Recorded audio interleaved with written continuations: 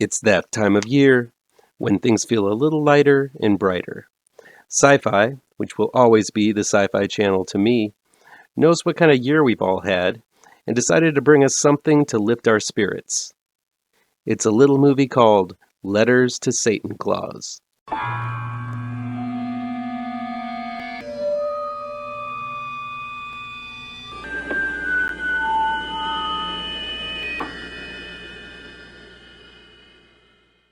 Welcome back to ML Miller Frights, a part of the Kings of Horror Network.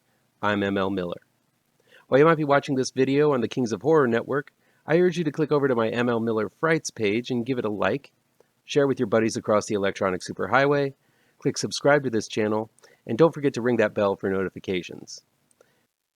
Letters to Satan Claus is new, on demand, and playing on Sci-Fi through the holidays.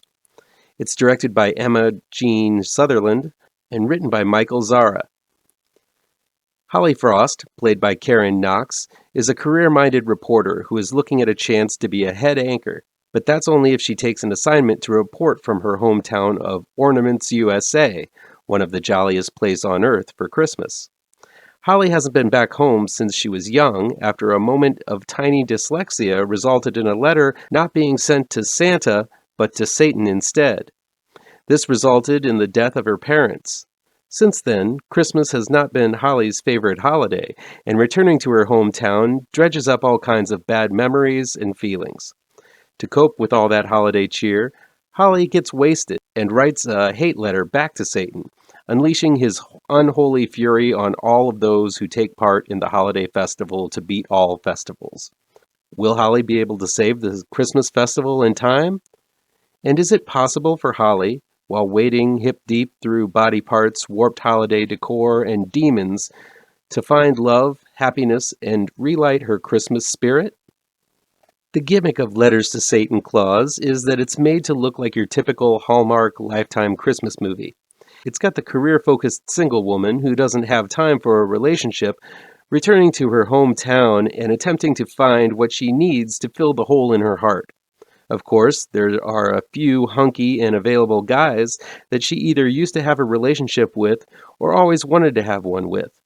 Her career puts her at odds with attaining that happiness, and the lead is forced to choose between work and what she really wants, which of course results in her getting the best of both worlds. Sometimes there are songs sung. Sometimes a talent show or some kind of contest from the past is revisited, but this time it's the lead's chance to win it all. This tried and true plot is the blueprint for a whole channel's worth of movies, and I know a lot of folks who love those films, despite their predictability and hokiness.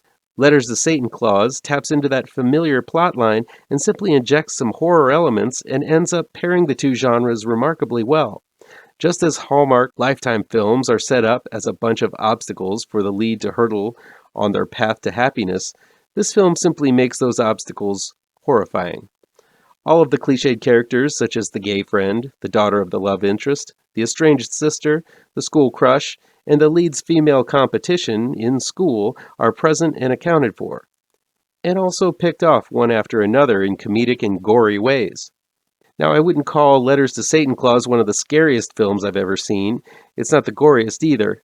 But the way Satan brings horror to Ornaments USA is clever, utilizing everything from animated Christmas cookies to a sentient and murderous snowman to do his evil work. The effects are fun. In one scene, instead of coal for eyes, real human eyes are put into the snowman. But I doubt it's anything that hasn't been done a million times in the million other holiday films you've most likely seen before.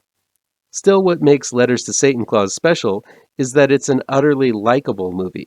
The lead, played by Karen Knox, delivers the perfect mix of sarcasm and wit to make her reluctant return to a much cheerier place absolutely entertaining.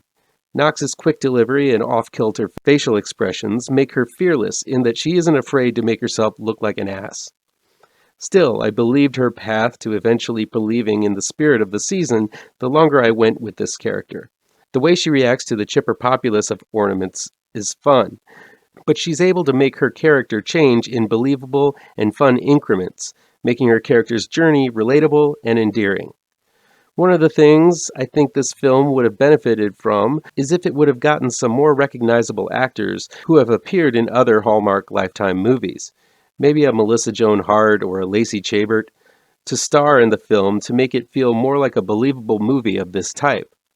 This is no knock on the lead, Karen Knox, but I think that seeing a familiar actress from that genre of filmmaking would have added an extra layer of ironic fun to the film. If you need your horror to be thorny and edgy all the time, I doubt you'll be the audience for Letters to Satan Claus. It's more like a middle ground film that you can enjoy with someone special who might not be the biggest genre fan. It's got monsters, murder, and mayhem for the ghouls in the audience, but enough hokiness, romance, heart, and comedy to entertain those who shiver at the mere mention of horror. Letters to Satan Claus is an upbeat and hopeful little slice of terror, and I found it to be a refreshing way to end this shitter of a year that we've all endured. One final thing. Maybe it's because it's that time of year, or the fact that I'm feeling hopeful for the year ahead, or maybe I'm just getting a little soft in my old age. But I wanted to thank each and every one of you who have watched these videos and listened to me ramble on about horror films, comics, and the like. When the pandemic hit, I thought it would be fun to start a YouTube channel, but I had no idea how much fun it would be. Since then, there's been some nice growth in both myself in making these little review videos and the amount of people interested in what I have to say. I'm amazed anybody's listening at all. This channel and the films I review have given me a little bit more purpose in life, and I can't wait to keep on delivering the reviews and views on the genre in the upcoming year. So I deeply thank you for taking time to click on my videos, when I know there are plenty of other ones out there to pique your interest. If possible, please subscribe to this channel so I can make this channel grow and get it out there to the masses.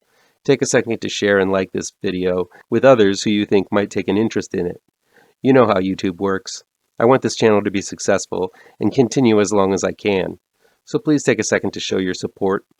In return, I'll direct you to the best in horror, some hidden gems, and some flicks you'll thank me for watching so you don't have to.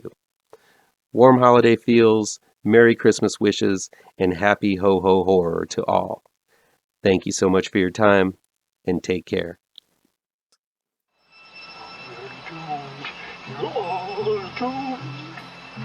You're doomed to live the life you're meant to be, stuck inside your reality.